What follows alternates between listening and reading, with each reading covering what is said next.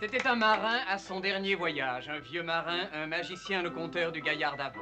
Il n'avait pas d'âge, il vit encore, on s'en souvient comme d'un personnage fabuleux.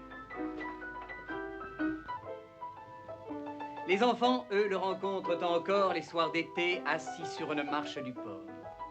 Jouant avec des cordes, il imageait de curieuses légendes. Des cordes, il en avait de toutes les façons, il en avait de toutes les longueurs, il en avait de toutes les couleurs. Il en avait des blanches, il en avait des rouges, il en avait aussi des vertes et des jaunes.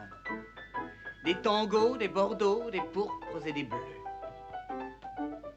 Vous souvient-il le vieux marin, quand il ne disait rien, qu'il semblait ne pas nous voir? Nous l'avons vu, vous souvient-il? C'était à la lune de juin, ranger la corde d'or, la poser à ses côtés. Ensuite, comme s'il avait accompli une chose sacrée, comme s'il avait cherché peut-être, qui sait, à retrouver une science perdue, lentement, nous l'avons vu, nouer la corde bleue. Puis autour de sa main, l'ayant enroulée, les nœuds, disait-il, quittaient la corde bleue pour se former tout seul sur la corde d'or.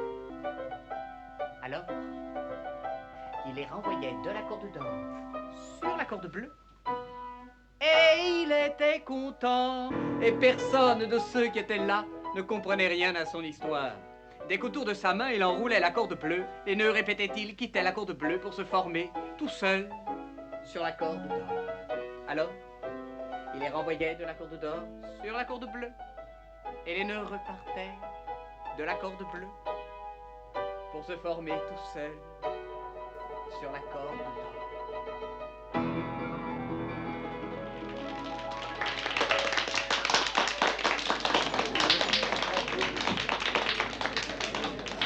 Excusez-moi, je suis vraiment désolé, mais il faut que je m'en aille maintenant pour mon enquête.